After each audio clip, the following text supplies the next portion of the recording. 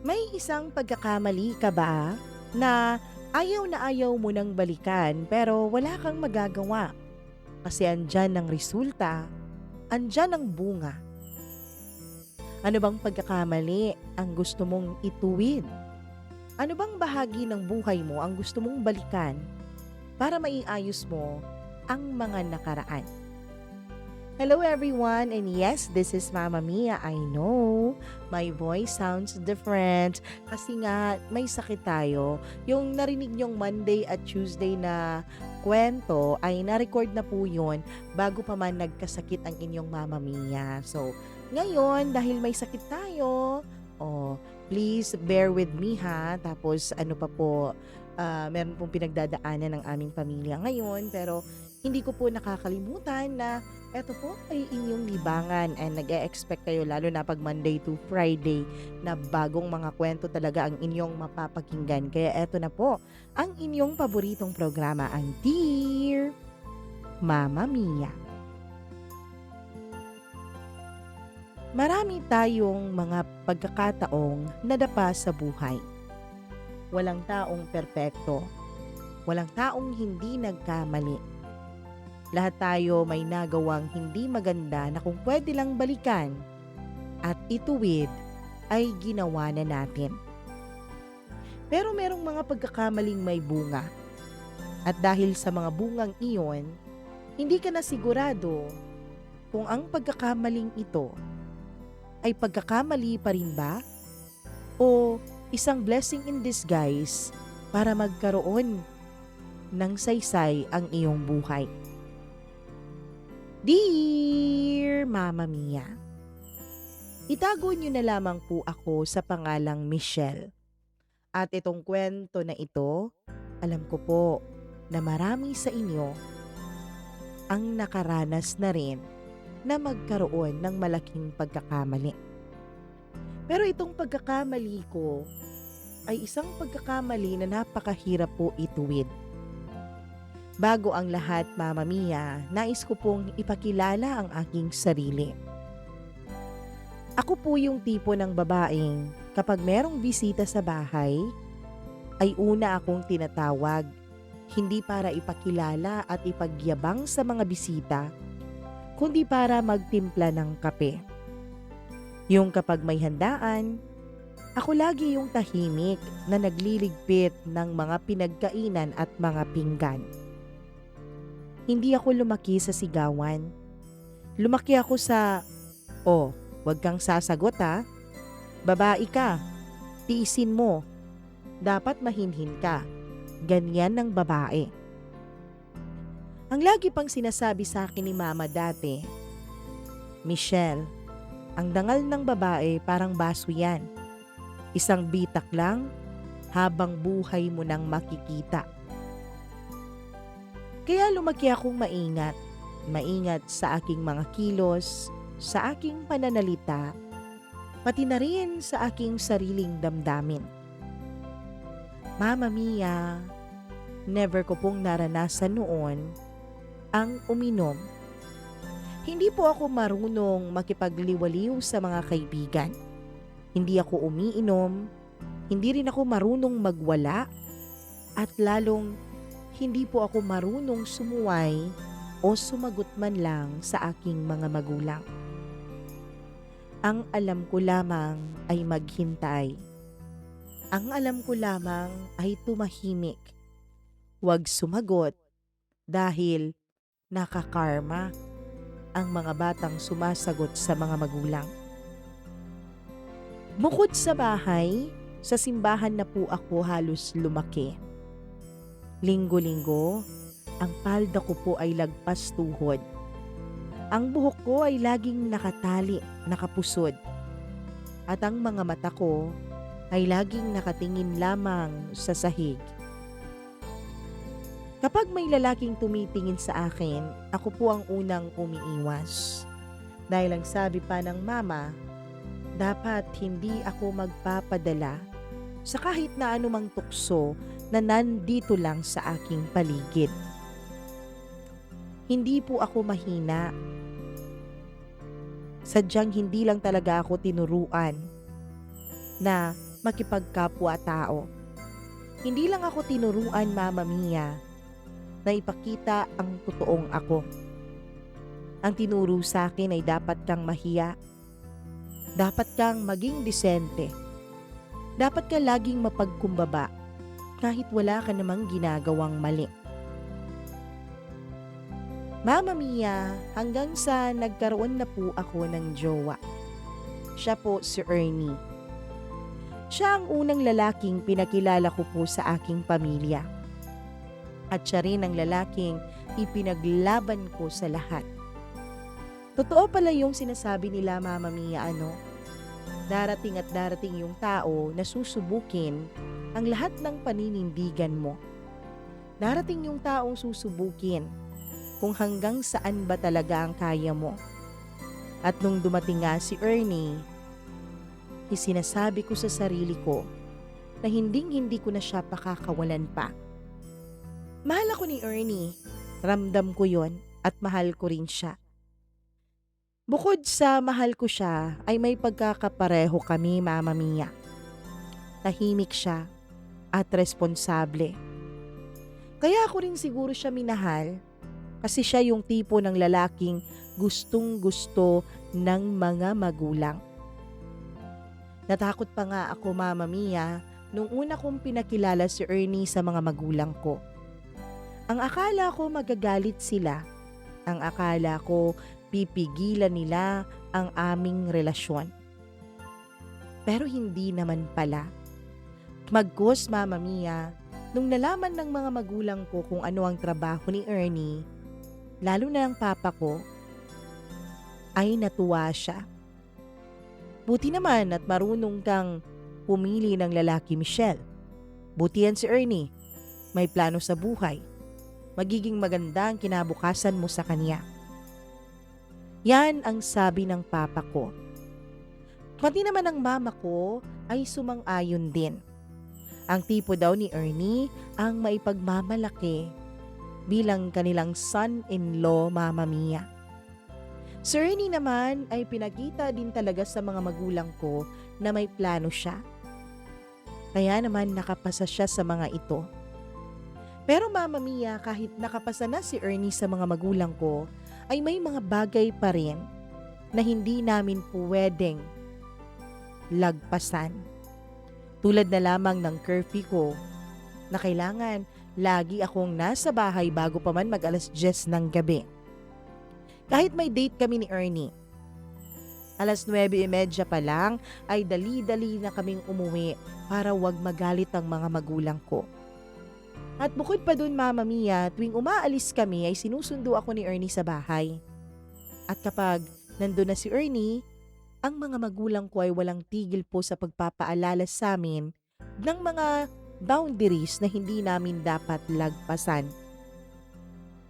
Hanggang sa umabot kami ng 7 years, Mama Mia.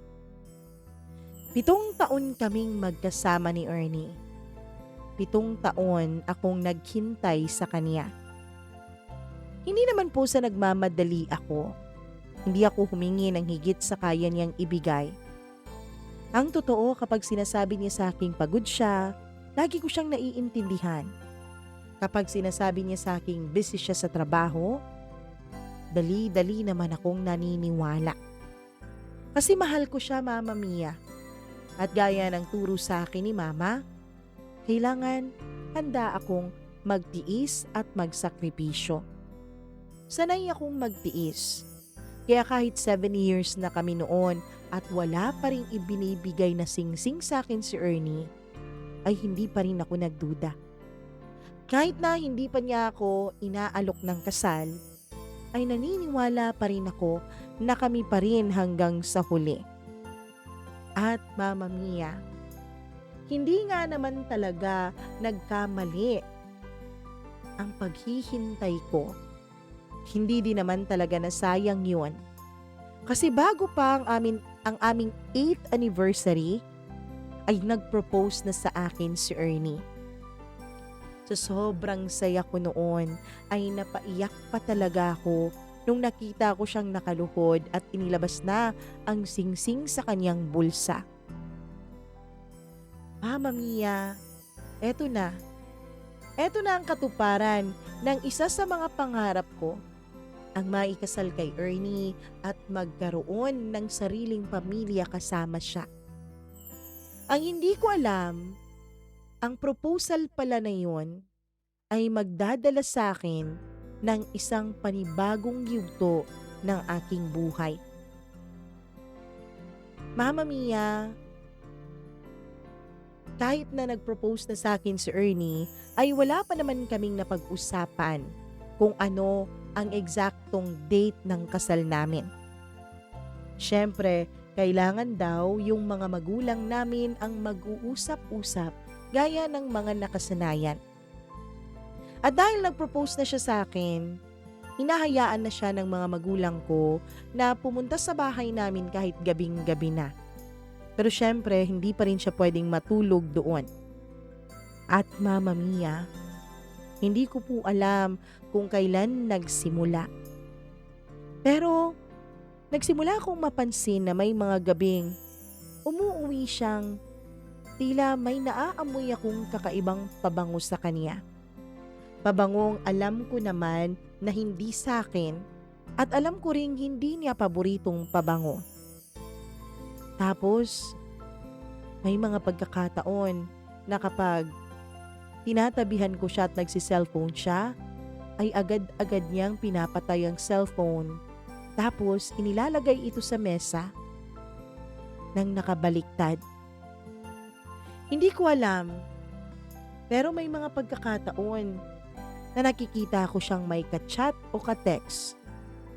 Pero kapag naman naiiwan niya ang cellphone niya at tinitignan ko yon, wala naman akong nakikita na mga recent messages. Binubura kaya niya? Hindi ko alam.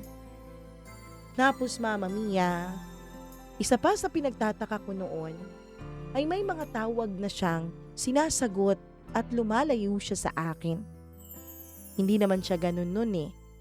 Nung tinanong ko siya, ang sabi niya, sa opisina daw, confidential. Hindi daw pwedeng marinig ng kahit na sino dahil napakalaki daw at napaka-confidential ng kliyente na yon. Pero ako to eh. Sino naman ang sasabihan ko tungkol sa kliyenteng yon? Hindi ko na lang pinalaki, Mamma Mia. Nanahimik na lang ako. Pinili kong wag magtanong kasi ganun po ako pinalaki. Mas mabuting manahimik kaysa magkaroon ng conflict. Hanggang isang gabi, hindi ko na talaga may pagkakaila na may naramdaman akong nagbago. Pero bago ang lahat, Mamma Mia, gusto ko po sanang linawin ito sa inyo. Hindi po ako inosente at lalong hindi po ako mangmang. Kahit na birhen pa po ako, kahit na wala po akong karanasan at kahit na pinalaki po akong tila Maria Clara ng mga magulang ko, ay alam ko naman po ang mga nangyayari sa mundo.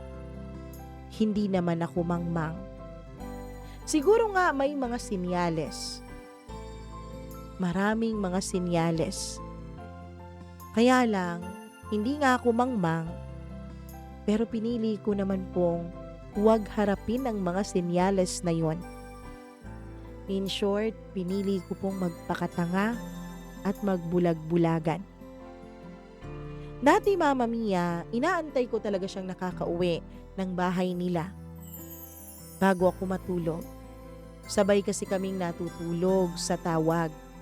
Kahit tahimik lang at mga mumunting hilik lang namin ang naririnig sa paligid, ay ayos lang. Basta pakiramdam namin ay magkasama pa rin kami.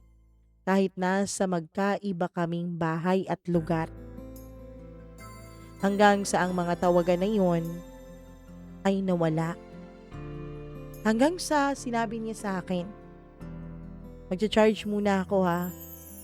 At matutulog na ako kasi kailangan ko pang maagang gumising bukas. May kailangan pa akong gawin sa trabaho. Patay ng phone ko eh. Sorry, wala akong signal. Yun ang iilan sa mga nagiging palusot niya, Mamma Mia. Siguro kaya siya gumagawa ng mga palusot na kung ano-ano na lang. Minsan, mga katangahan na nga ang mga palusot na yun eh. Pero ang akala niya siguro, dahil lagi akong nagtitiis, lagi lang akong maniniwala sa kung anuman ang sasabihin niya. Hanggang sa unti-unti ay nasanay ako na ako na lang ang naghihintay sa aming dalawa. May mga gabing nag-aayos ako, naglalagay ng konting lipstick, nagsusuot ng paborito niyang kulay. Kasi alam ko naman bibisitahin niya ako. Pero pagdating niya sa bahay, parang wala siyang kagana-gana. Pagod lang ang dala niya.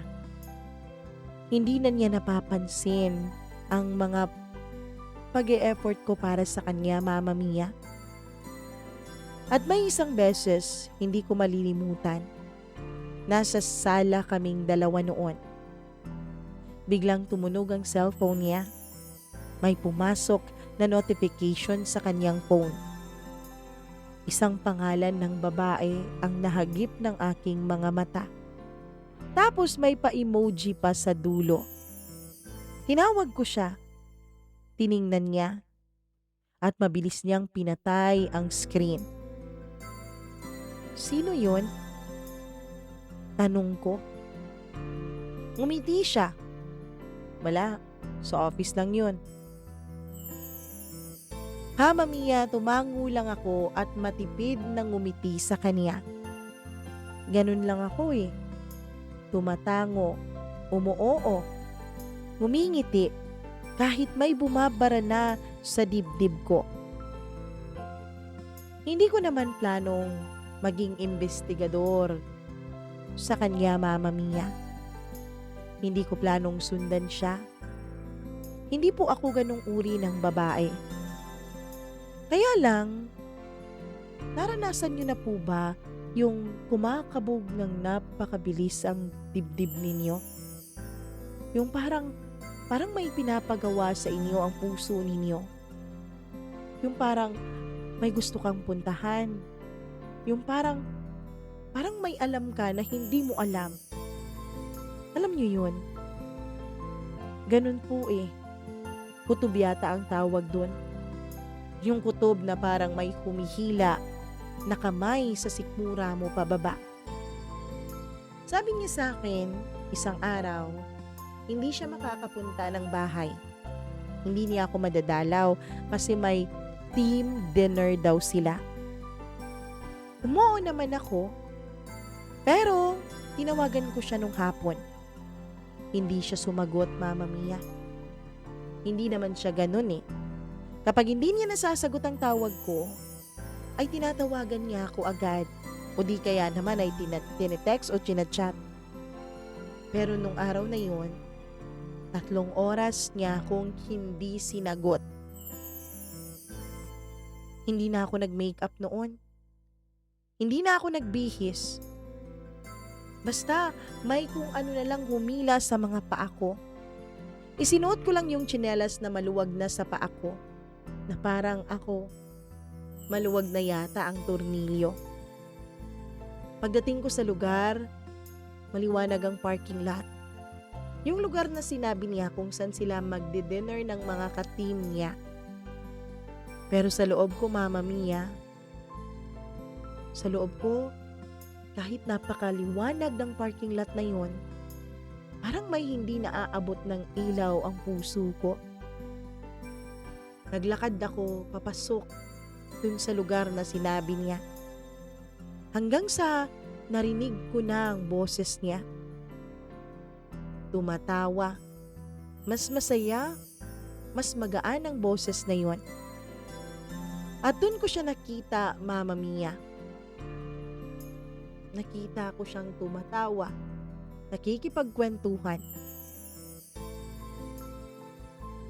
Nakita ko siyang may kadikit na ibang babae. Ang kamay niya ay nasa likod ng babae na para bang inaalalayan ito. Na para bang sanay na magkadikit ang mga katawan nilang dalawa. na para bang matagal na silang ganun.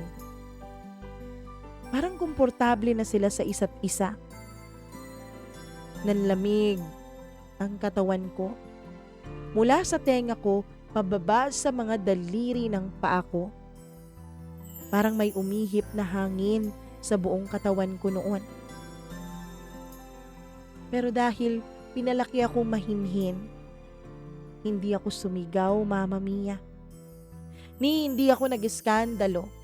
Ni hindi ako nagpakita. Ni hindi ko siya tinawag. Tumalikod lang ako, tahimik na naglakad papalayo sa lugar na yon. Pero bago ako tuluyang makaalis, ay narinig ko pang tumawa yung babae. Tapos napalingon ako at hinahampas-hampas niya ang braso ni Ernie. Ewan ko, Mama Mia. Pero tila may sariling utak ang mga paa ko. Lumapit ako. Hindi naman ako nagpakita ng galit. Pero alam ko, Mama Mia, nakitang-kita sa mukha at sa itsura ko noon ang pagkawasak ng puso ko. Hinawag ko ang pangalan niya. Ernie. Paglingon niya ay nawala ang kulay ng kaniyang mukha. Hindi siya nakapagsalita, Mama Mia. Gulat na gulat siya. Pero alam ko, wala nang kailangang sabihin. Sa gulat pa lang niya, alam ko na may ginagawa siyang kamalian. Hindi ko alam kung paano ako nakarating ng bahay ng ligtas. Pag-uwi ko, hindi ako umiyak agad. Oh, saan ka galing, Michelle? Bakit umalis ka? Wala po, nagpahangin lang po. Sabi ko sa mama ko. Kumain ka na, di ka na namin nahintay. Tapos na po ako. Pagsisinungaling ko. Agad akong pumasok sa loob ng silid ko. Umupo ako sa gilid ng kama. Tiningnan ko ang kamay ko kung saan nakalagay yung singsing na ginamit niya sa engagement naming dalawa. Tinanggal ko ang singsing na yon. Ang bigat-bigat. Na parang ang hirap-hirap tanggalin nun sa daliri ko. Hindi ko alam, Mama Mia, kung mabigat ba talaga yung singsing o yung nararamdaman ko. Doon ako umiyak ng tahimik. Yung iyak na hindi naman humihingi ng awa. Yung iyak ng isang taong alam niyang nawasak na ang mga pangarap niya. At kahit anong gawin pa niya, wala na siyang mababalikan pa. Tinanong ko ang sarili ko, saan ba ako nagkulang? Bakit hindi pa ako sapat? Pero sa gitna ng sakit ay may isang tanong na mas malakas. Patatawarin mo ba siya? O pipiliin mo siyang palayain? Mama Mia, hindi ako makatulog sa gabing yun. Ang ginawa ko, nung naramdaman kong tulog na ang lahat ng tao sa bahay, ay nagbihis ako. Sa unang pagkakataon, Mama Mia, ay nagsuot ako ng maiksi. Yung mga regalo sa akin ng mga ka-office mates ko na hindi ko man lang ginagamit dahil nga bawal. Nagdala na lang ako ng jacket dahil yung suot ko ring upper ay lantad pa halos ang dibdib ko. Ewan ko, sa unang pagkakataon, matapos ang maraming taon na lagi akong nakasunod sa mga batas ng mga magulang ko, eto ako tumatakas sa kanila. Nakalis naman ako ng ligtas sa bahay, nang walang nakahalata, walang nakahuli at walang nakapansin. Mama Mia, hindi ako sanay uminom. Pero nung gabing yun, pumunta ako dun sa bar na laging kinukwento sa akin ng mga ka-office mates ko. Gusto ko kasing manahimik ang puso at isip ko. Gusto kong ibang ingay naman ang maririnig ko. Yung ingay ng mga tugtugin na masasaya. Yung ingay ng mga tao sa paligid na nagsisigawan habang umiindak ang kanilang mga katawan. Pumwesto ako sa pinakadulo. Isang baso. Isang baso lang muna ang in-order ko. Hanggang sa naging 2. Hanggang sa naging 3. Unang pagkakataon po yun na nalagyan ng alak ang lalamunan ko. Napakapait, Mama Mia, pero walang singpait pa rin ang naramdaman ko sa puso ko. Hindi ko alam kung nalalasing na ba ako nun sa alak o ang nakalasing sa akin ay yung lungkot at galit na kinikimkim ko sa puso ko. Tiningnan ko ang sarili ko sa isang salamin na malapit sa akin. Oo nga pala, yung suot kong damit ay yung mga klase ng damit na hindi ko kailanman sinuot noon. Hindi dahil sa gusto kong magladlad ng aking katawan para sa iba o gusto kong maging sexy. Kundi dahil gusto kong maramdaman na kahit isang beses man lang, desisyon ko ang nasusunod sa buhay ko. Hanggang sa iginala ko ang mga mata ko sa paligid. Napansin kong may mga lalaking tumitingin. May mga ngumingiti kapag nagkakasalubong ang mga tingin namin. Sa unang pagkakataon, ang mga tingin ko ay hindi nakapako sa sahig, kundi sa mga tao sa aking paligid. At hindi ako umiiwas kapag kinikindatan ako ng mga lalaki. Hindi ako nahihiya. Hanggang sa may isang lalaking umupo sa tabi ko, Mama Mia. Gwapo siya. Hindi ko alam kung dahil lang ba sa alak kaya ako nagagwapuhan sa kanya. Pero ang alam ko, gwapo siya.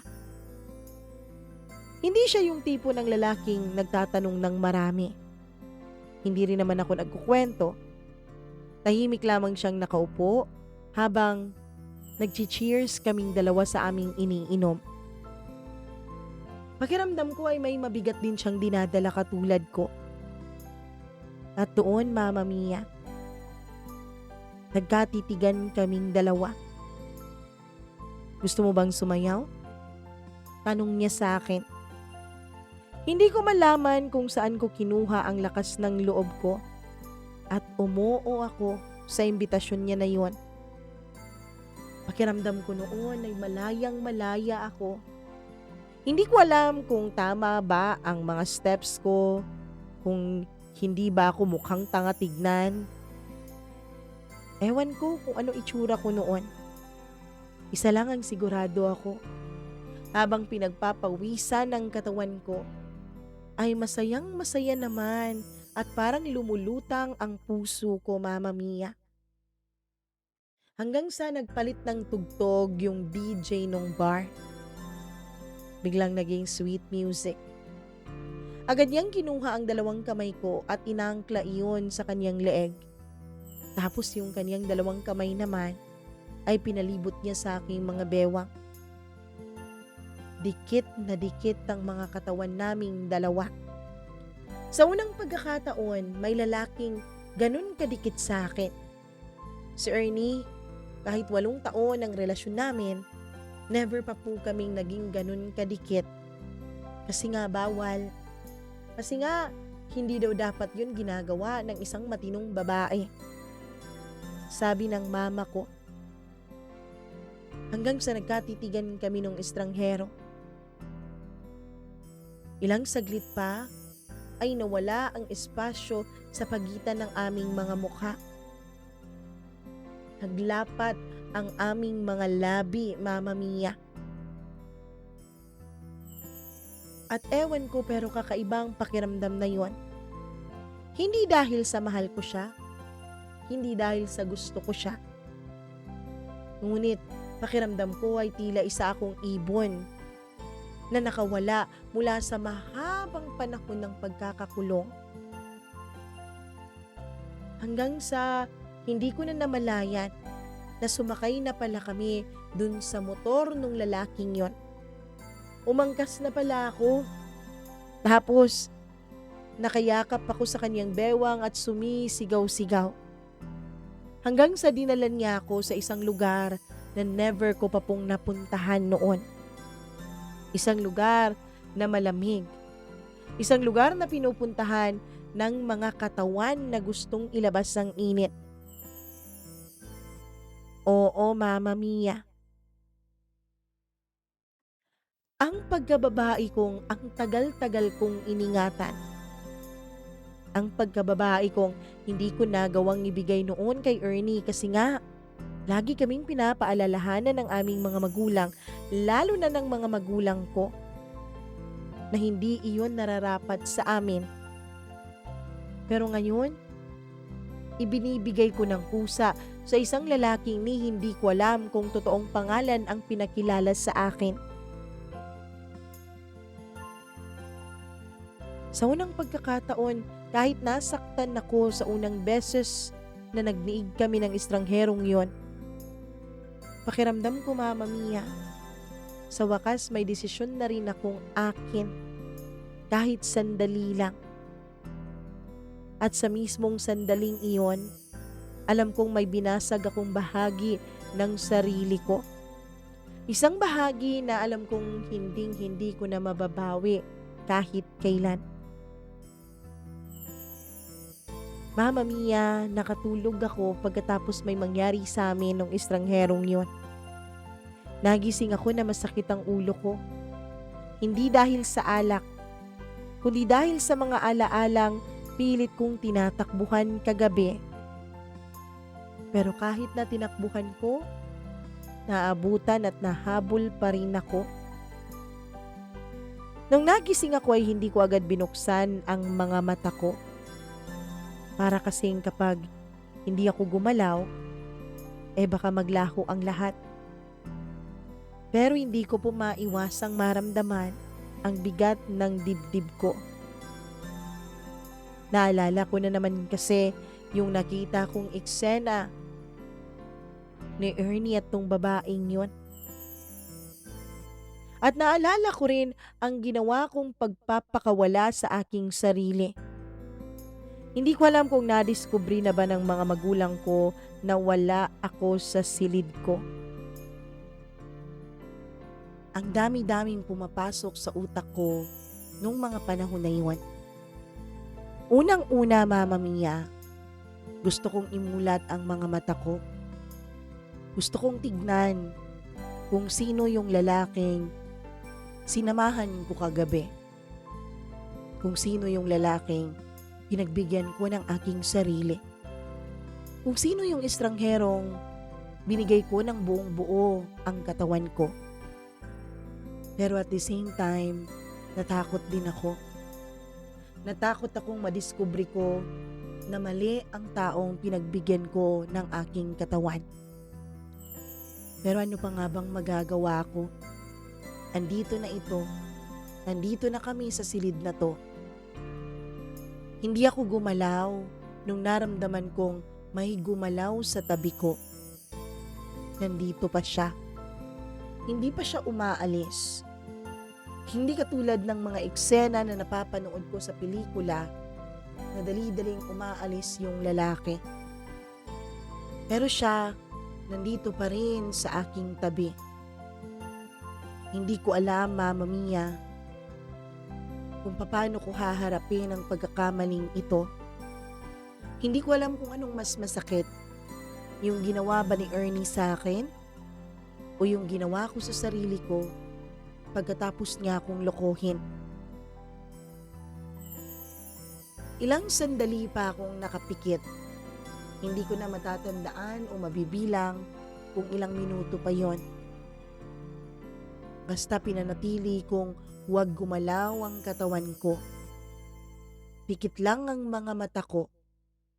Ayoko kasing magising siya. Mama Mia, ilang saglit pa ay naramdaman kong bumangon yung lalaki. Pagkatapos ay parang pumasok siya sa banyo. At tama nga ang iniisip ko kasi narinig ko na lang ang lagaslas ng tubig sa labas ng banyo. Hindi pa rin ako gumagalaw. Tahimik akong nakamasid. Hindi ko alintana kung anong oras na. Hindi ko alintana kung hinahanap na ako sa amin. At sigurado akong hinahanap na ako. Kasi nararamdaman ko na ang pagbabibrate ng cellphone ko. O baka naman hindi akin yon. O baka naman sa lalaki yon. Siguro wala pang 20 minutos ay narinig kong bumukas ang pintuan ng banyo. Ibig sabihin tapos na siya. Ibig sabihin palabas na siya. Hanggang sa narinig kong bumukas ang pintuan ng kwarto na yon.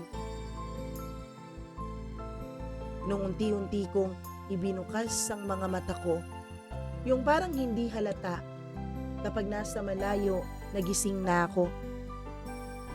Nakita ko ang kanyang likuran. Papalabas na ng kwarto. Nung isinara na niya ang pintuan, tsaka pa ako nakahinga ng maluwag. Tsaka ko pa naramdaman na halos wala na pala akong saplot. Ang naisuot ko lang pala ulit pagkatapos ng may nangyari sa amin ay ang panty ko na lang. Dali-dali akong nagbihis. Pagkatapos nun ay napansin kong parang may mga gamit pa yung lalaki sa kwarto. Umupo muna ako sa tabi ng kama. Mama Mia, ang sakit ng dibdib ko. Ang sakit-sakit pa rin ang ginawa ni Ernie sa akin. Pero mas masakit yata yung ginawa ko sa aking sarili. Mas masakit yata na pinagkanulo ko ang sarili ko dahil lang sa pagkakamali ng ibang tao sa akin. Tahimik pa noon ang paligid. Pagkatapos noon ay dali-dali na akong umalis. Naisip ko kasi baka balikan nung lalaki ang mga naiwan niyang gamit. Wala na akong pakialam kung anong itsura ko noon, ni hindi na ako naligo. Natakot kasi ako, Mama Mia, na kapag nagtagal pa ako sa kwartong yun, baka bumalik yung lalaki. Hindi ko alam kung paano ko siya haharapin. Hindi ko alam kung dapat ba akong magpaliwanag sa kanya na hindi naman talaga ako ganitong uri ng babae. Sadyang nasaktan lang ako. Sadyang pinagkanulo lang ako ni Ernie. Kaya ako naging ganito. Paglabas ko ng inn na yun, walang lingon-lingon. Agad akong pumara ng taxi. Sa loob ng taxi, tsaka ko pa nagawang buksan ang cellphone ko. At dun nga, Mama Mia, ang dami-dami ng messages mula sa mga magulang ko. Nasaan daw ako? Maaga daw ba akong umalis? Nasa bahay daw si Ernie, inaantay ako. Ayoko siyang harapin, ayoko siyang makita. Ayokong may makasalamuha o may makaharap ni isa man sa kanila nung mga panahon na yun. Kaya ang ginawa ko, kinancel ko yung mga tumatawag sa akin. Tsaka ko tinawagan yung isa kong pinsan. Yung pinsan ko na ito, Mama Mia, ay hindi ko masyadong close. Alam ko kasi na kapag yung mga close kong pinsan o yung mga kaibigan ang tatawagan ko at hihingan ko ng tulong, tatawagan din sila ng mga magulang ko. Ilang taon din kasi akong good girl, good daughter. Kaya alam ko na Kilala nila kung sino yung mga close ko, kung sino yung mga kaibigan ko. Alam ko kasing palihim na binubuksan ng mama ko ang cellphone ko kapag hindi ako nakatingin. Gulat na gulat yung pinsan ko na yun. "Oh, Michelle, napatawag ka?" Ivy, meron sana akong hihinging pabor sa'yo." "Ano yun?" Inexplain ko sa kanya ang nangyari. Siyempre hindi ko sinabi yung pagkakaroon ko ng one night stand. Ang sinabi ko lang, umalis ako nung gabi, uminom konti, at saka nagpalamig sa isang hotel. Alam kong maiintindihan ako ni Ivy kahit hindi kami close, Mama Mia. Naranasan niya kasi ito sa asawa niya. Hindi pa man ako tapos magpaliwanag sa kanya, ay agad na siyang umoo. "Okay, sige, halika. Punta ka dito." Kaya pinalipat ko ng rota yung taxi. Yung driver pa nga ay umangal pa sa ginawa ko. Kasi out of the way yun Sabi ko na lang babayaran ko siya ng extra basta ihatid niya lang ako sa bago kong destinasyon. Magdating ko dun, Mama Mia, ay agad akong sinalubong ni Ivy at niyakap. Iba talaga kapag may pagkakapareho kayo ng kwento. May kakaibang koneksyon. Naramdaman niya ang damdamin ko kahit hindi ko pa man siniwalat sa kanya ang lahat. Pinapasok niya ako sa bahay. Pinaglutuan at pinakain. Pagkatapos namin kumain ay tsaka ko naisipang tumawag sa opisina. Ayoko namang sirain ang buhay ko. Ayoko namang sirain ang kung ano man ang meron ako. Kaya tinawagan ko ang opisina. Sinabi ko sa kanila na hindi muna ako makakapasok. Gulat na gulat ang boss ko, Mama Mia. Kasi halos hindi ako nagbabakasyon Halos hindi ako nagli-leave. Kasi nga pinaghahandaan namin ni Ernie yung kasal namin. Ang balak ko sana, lahat ng leave credits ko, dun ko gagamitin sa pag-aasikaso ng kasal namin at sa aming honeymoon. Pero ano pa nga bang paghahandaan ko? Ano pa nga bang gagamitan ko ng leave credits ko? Wala na May kasal pa bang matutuloy pagkatapos nito? Pero agad pumayag ang manager ko, Mama Mia. "Okay, sige, kung ano man yan, magpahinga ka muna. Ilang araw ba kailangan mo?" "Pwede po bang 5 days?" "Okay, sige. 5 days. Basta tumawag ka lang 2 days before kung kailangan mo ng extra time pa, ha?" Natuwa ako sa pagiging understanding ng manager ko, Mama Mia. Ni hindi ko sinabi sa kanya ang rason. Ang sabi ko lang, may emergency ako. Pagkatapos naming mag-usap ng manager ko, ay pumasok ako sa silid na pinagamit muna ni Ivy sa akin. Pagkapasok ko, Mama Mia, dun ako humagulgol. Dun ako umiyak. Dun ko inilabas ang lahat. Nakapatay pa rin ang cellphone ko. Alam kong hinahanap na ako ng pamilya ko. 3 araw. 3 araw ko silang pinagtaguan. Nasa bahay ako ni Ivy. Tama nga ako. Hindi nga ako hinanap ng mga magulang ko doon. Pero pagkatapos ng 3 araw, alam ko na kailangan ko na ring harapin ang katotohanan. Alam kong hindi ko iyon matatakbuhan habang buhay. "O ano, uuwi ka na ba sa inyo?" tanong ni Ivy. "Oo kailangan ko tong harapin. Alam mo kasi ang mga magulang mo, masyado namang stricto Ewan ko dyan kay tita at tito. Mabait ka naman.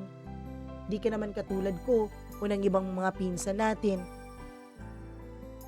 Tandaan mo ha, malaki ka na. Magti-30 ka na. Dapat pinapakawalan ka na nila eh. Dapat hinahayaan ka na nilang gumawa ng mga desisyon sa buhay mo. Panindigan mo lang ang sarili mo, Michelle. At kapag kailangan mo ng tulong, nandito lang ako. Mama Mia, sobrang tuwa ko po nung marinig ko yun mula kay Ivy. Sa lahat ng tao, sa lahat ng pinsan at mga kaibigan ko, hindi ko akalain sa isang taong hindi ko pa masyadong close, mararamdaman ang pagtanggap, ang pag-intindi, ang pang-uunawa. Huminga muna ako ng malalim, naligo at saka kumain. Pagkatapos ay tsaka ko na binuksan ang cellphone ko. At gaya nga ng inaasahan ko, Mama Mia, ang dami-dami ko ng messages. Itinext ko lang yung mama ko. Pauwi na po ako. Kahit kinakabahan, alam kong wala naman akong ibang pagpipilian kundi harapin ang sitwasyon ko. Agad akong pumunta sa bahay. Pagdating ko doon ay nakabukas ang pinto. Alam kong nag-aantay sila sa loob. At gaya ng inaasahan ko, nandun ang mga magulang ko. Pati na rin ang mga kapatid ko. Parang inantay talaga nila ako eh. Parang hindi din sila nagtrabaho. Pagkakita ng mama ko sa akin, ay isang malakas na boses ang sinalubong niya. Saan ka ba nanggaling, babae ka? Ano nangyari sa'yo, ha? Yumuko ako. Uy, tinatanong ka ng mama mo. Sagutin mo. Utos ng papa ko sa akin. Nagpalamig lang po ng ulo, ma. Nagpalamig ng ulo? Bakit? Anong nangyari? Bakit di mo sinabi sa amin? Ano po kasi? Si Ernie po. Alam mo ba yung lalaking yun? Paulit-ulit, pabalik-balik dito. Alalang-alala sa'yo. Doon ako tumawa ng mapakla. Ang pagtawang iyon, Mama Mia, ay ipinagtaka ng mga magulang ko. Ano nangyari sa'yo? Alalang-alala? O baka naman nag-alala silang nagsumbong na ako sa'yo, sa inyo. Ano ibig mong sabihin? Ma, pa, wala na pong kasal na mangyayari. Gulat na gulat silang nagkatinginan. Niloko po ako ni Ernie. Nahuli ko po siyang may ibang babae. Ano? Imposible yun. Mabait na bata si Ernie. Tinitigan ko ang papa ko sa sinabi niya, Mama Mia. Gusto kong itanong sa kanya kung sino ba talaga anak niya. Ako ba o yung Ernie na yun? Bakit parang mas pinagtatanggol pa yata niya yun? Pagkatapos noon ay tila naramdaman niya ang gusto kong itanong. Sige na, pumasok ka na sa silid mo. Basta wala kang ginawang kalokohan, ha? Huwag kayong mag-alala, wala po. Kahit ako ay hindi kumbinsido sa sinagot kong iyon, Mama Mia. Pagkapasok ko ng silid ko, ay humiga ako. Nakatulog ako. Narinig ko na lamang na may kumakatok sa pintuan ko. Yung kapatid ko, Mama Mia. Andun daw sa labas si Ernie.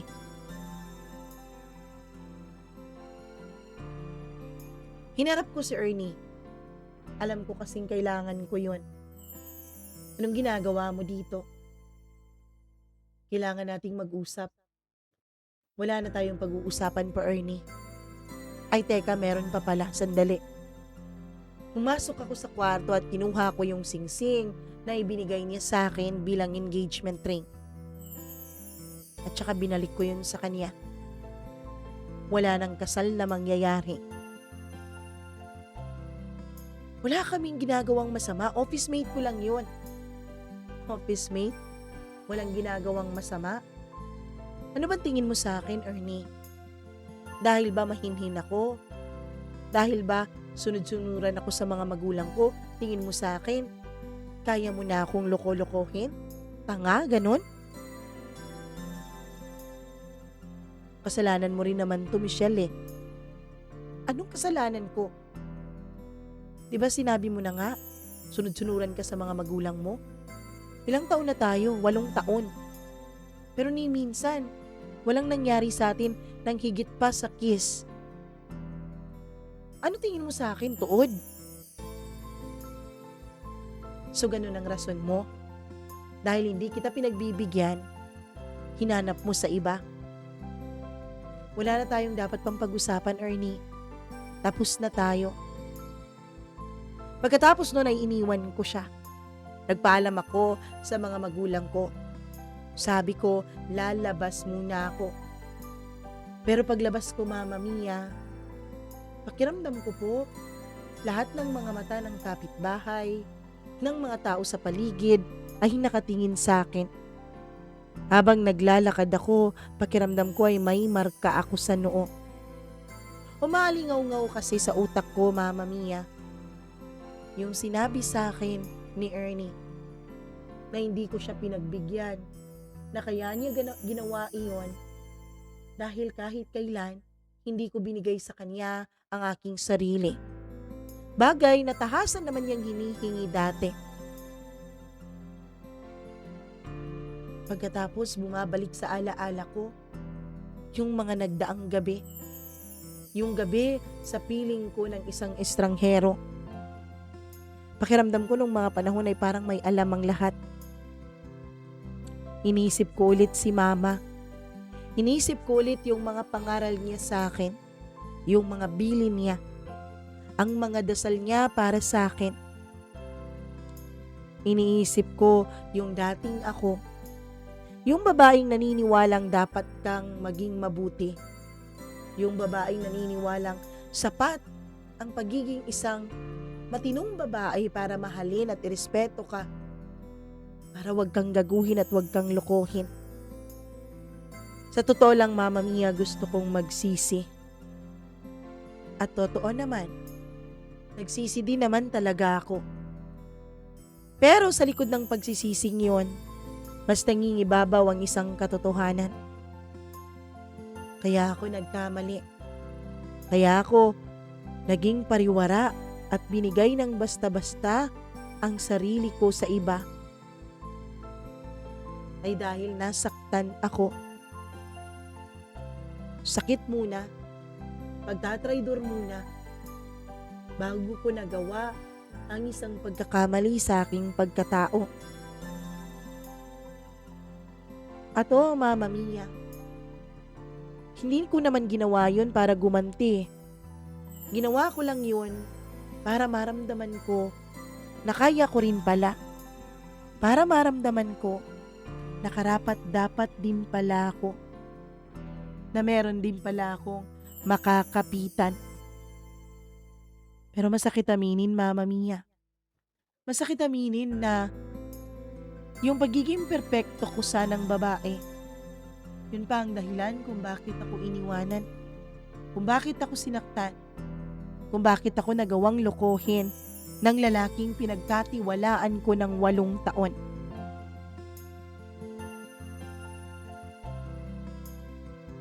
Mama Mia, nag-text ulit si Ernie.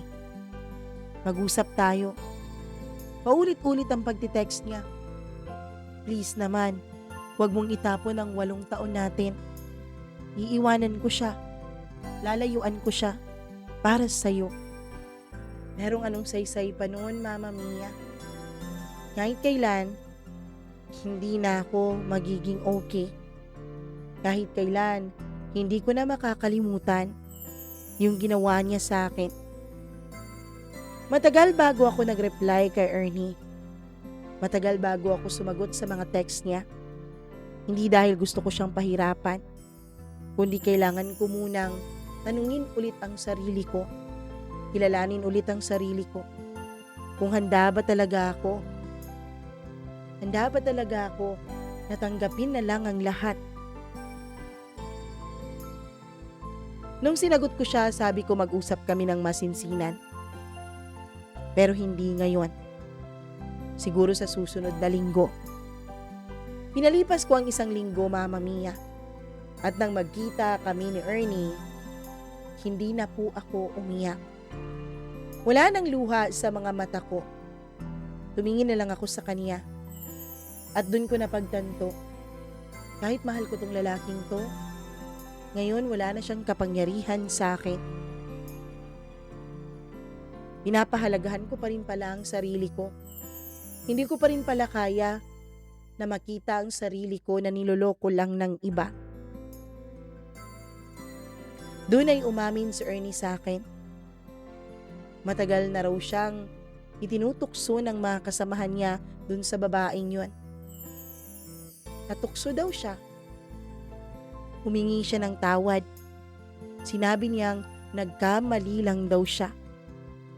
Kumiti ako, Mama Mia. Hindi dahil sa okay na ako, kundi dahil dun ko naramdaman na tapos na talaga. Nawala na talaga. Hindi ko naman siya sinisi. Hindi ko rin pinagtanggol ang sarili ko. Alam ko naman na tama din naman yung una niyang sinabi sa akin. Na nagawa lamang niya yung mga bagay na yun. Kasi yun yung mga bagay na hindi ko kayang ibigay sa kanya. Yun yung mga bagay na pinagkait ko sa kanya ng matagal na panahon. I'm sorry, Ernie. Oo, mahal kita, totoo yun. Pero hindi na kita kayang pagkatiwalaan pang muli. I'm sorry. Please naman, huwag mong itapon ang mga taon nating dalawa, Michelle. Hindi na ako ang nagtapon nun, Ernie. Kundi ikaw. Pero siguro, ito talaga ang nakatadhana sa atin. Hindi tayo ang para sa isa't isa. Kaya kailangan na nating palayain ang ating mga sarili. Tama na. Okay na ako. Napatawad na rin naman kita. Huwag kang mag-alala. Hindi ko pagsasabi sa iba yung mga nagawa mo. Pero nasabi ko na sa pamilya ko, ha? Alam ko. Kaya nga nag-text sa akin si tita galit na galit. Hayaan mo na si mama. Huhupa din ang galit nun. Sa ngayon, magkanya-kanya na muna tayo. Nakita ko siyang umiyak, Mama Mia. Pero hindi na ako nagpadala. Umalis ako ng tahimik. Gaya nung kung paano niya ako niloko. Tahimik lamang. Mama Mia, akala ko tapos na ang lahat. Akala ko wala nang magiging problema. Akala ko makaka-move on na ako ng matiwasay. Pero akala ko lang pala yun. Akala ko lang pala na yung sakit, yung lahat ng problema ay doon na nagwakas. Kaya lang may mga bagay pala, Mama Mia, na hindi mo nakikita agad-agad. Una, inakala ko lang stress lang ako sa trabaho. Inakala ko lang na nag-change lang yung cycle ko kasi nga, unang beses na may pinagbigyan ako ng sarili ko eh. Oo, Mama Mia, hindi po ako dinatnan. 1 week hanggang sa naging 2 weeks delayed na ako. Sabi ko nun sa sarili ko, normal lang naman siguro yun. Meron naman akong mga naririnig sa mga kasamahan ko na ganun eh. Nagbabago yung cycle ng isang babae. Pero kaya lang, habang lumilipas ang mga araw, may kakaibang kaba dito sa dibdib ko. Yung kaba na hindi galing sa takot. Yung kabang galing sa kakaibang kutob. Hindi ko alam kung hanggang kailan ko i-deny ang nararamdaman kong kakaibang kaba nung mga panahon na yun, Mama Mia. Pero alam ko na hindi dapat ako matagalan sa pag-alam ng tunay kong sitwasyon. Kaya naman isang umaga, nasa loob ako ng banyo at naliligo. Tapos na akong maligo nung hawak-hawak ko ang maliit na kahon. Kahon na binili ko pa sa pharmacy sa harap ng aming opisina. Tahimik ang bahay kasi maagang umalis ang mga magulang ko, pati na rin yung iba kong mga kapatid. Pakiramdam ko tahimik ang mundo. At nung ginamit ko na yun, parang yun yata ang pinakamatagal na 1 minuto ng buong buhay ko, Mama Mia. Parang huminto ang oras. Inaantay kong lumabas ang sagot ng mga tanong sa utak ko. Ang sagot na nasa puso ko. Hanggang sa nakita ko na 2 guhit. Hindi ako napaupo. Hindi rin ako napasigaw nung makita ko yon. Na para bang inaasahan ko naman na yun, Mama Mia. Nanibago nga ako sa sarili ko eh. Parang hindi ako yung taong yun. Parang hindi ako yung tao na hindi nag-hysterical at hindi nag-aalala. Hindi ko alam noon kung iiyak ba ako o matatakot o tatawa na lang sa kinahantungan ng buhay ko. Sa lahat ng plano kong gumuho, yung plano ng pagbuo ko ng masayang pamilya, kasama si Ernie, lahat yun nawala at gumuho, Mama Mia. Hindi ko akalain na may isang plano pala o isang bagay na hindi ko plinano.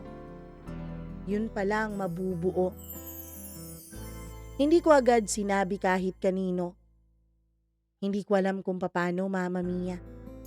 Hindi ko alam kung may makakaintindi ba sa akin.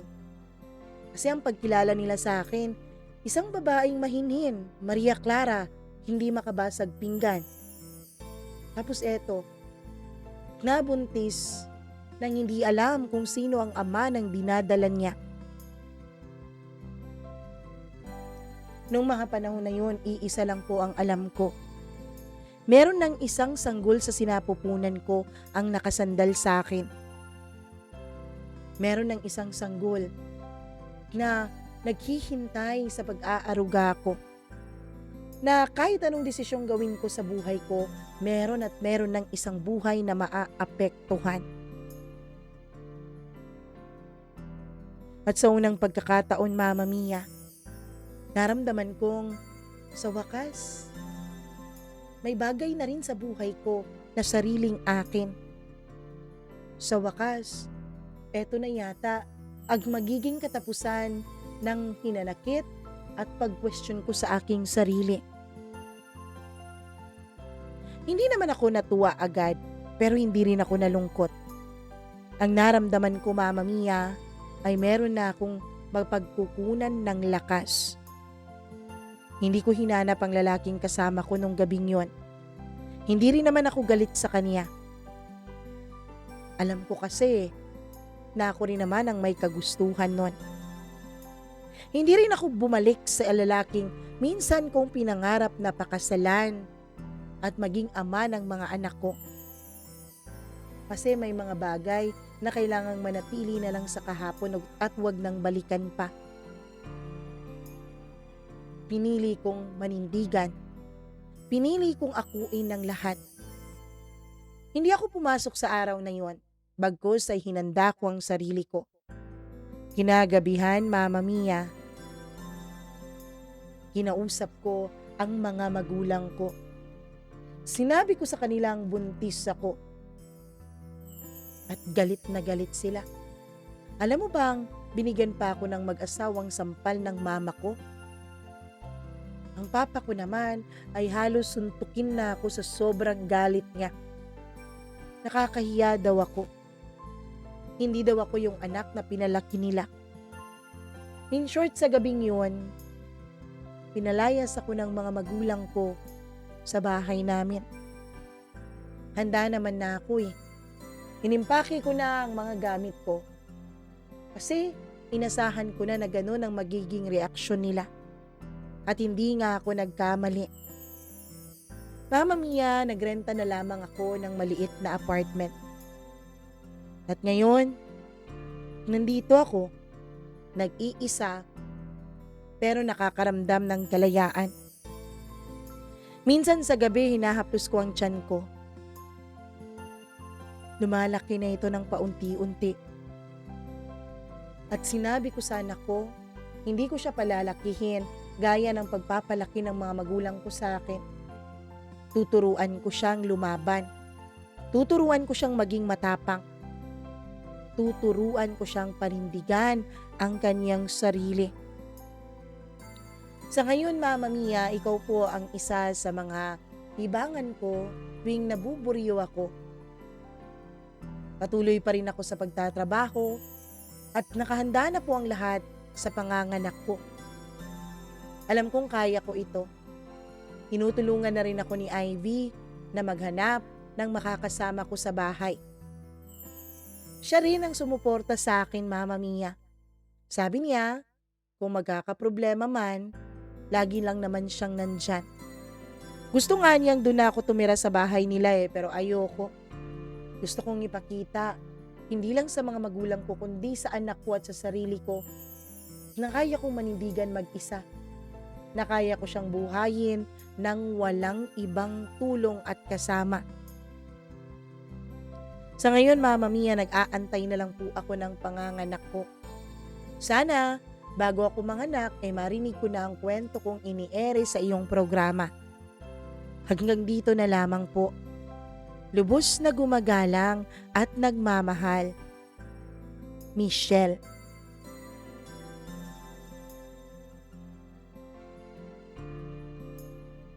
Hello Michelle, grabing kwento naman ito. Maraming salamat sa pag-share mo ng iyong kwento.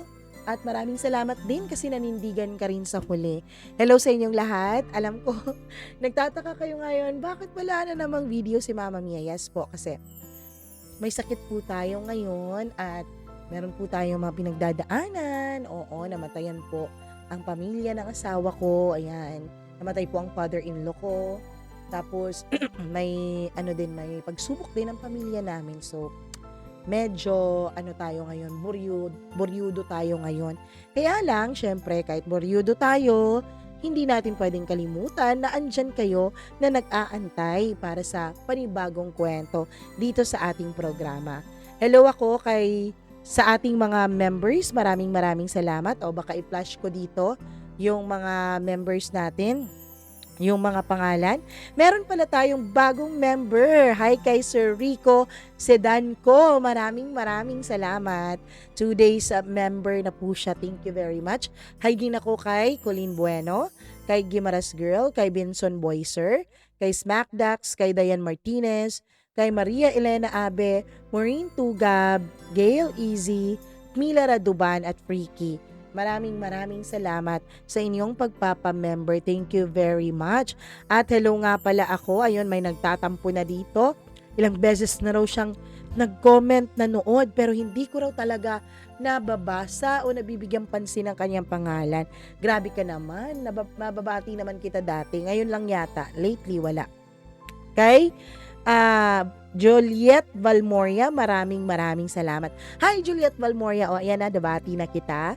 Marilyn Lejon, Christina Season, maraming salamat. Ruby Ramos, Alcora Okit, Marby Montisilio, thank you very much. Jonalyn Palermo, Melissa Paulo, Lina Ledeza, Rudy Ann Conado, thank you very much. Sally Buma, again, hello sa iyo. Blenda Cruz, Grace Otanies, Elizabeth Lagunday. Ayun, sabi ni Gail Easy, si Eduardo ay mahilig sa laman at manipulative. Grabe sinamantala niya ang sobrang kahirapan ni Noel para mapakagat sa mga offer niya. Yun yung kwento yesterday. Maraming salamat po sa inyong lahat sa walang sawa niyo pong pagsuporta. Nawa po ay suportahan niyo itong ating channel. Huwag po kayo mag-skip ng ads at syempre mag-subscribe po kayo kung bago pa po kayo at hindi pa kayo subscriber dito sa channel natin. Hanggang sa susunod nating kwento, thank you very much for being here. Ako po ang nag-iisa ninyong Mama Mia na nagsasabing kung gusto niyo po na i-ere natin ang sarili niyong kwento ay mag-email lamang po kayo. Andyan po sa baba ang ating email address, sa baba ng screen na to. Ayan, mamamiacdo0317 at gmail.com. Thank you very much again. Mwah! I love you. Ingat po kayo palagi. Bye-bye!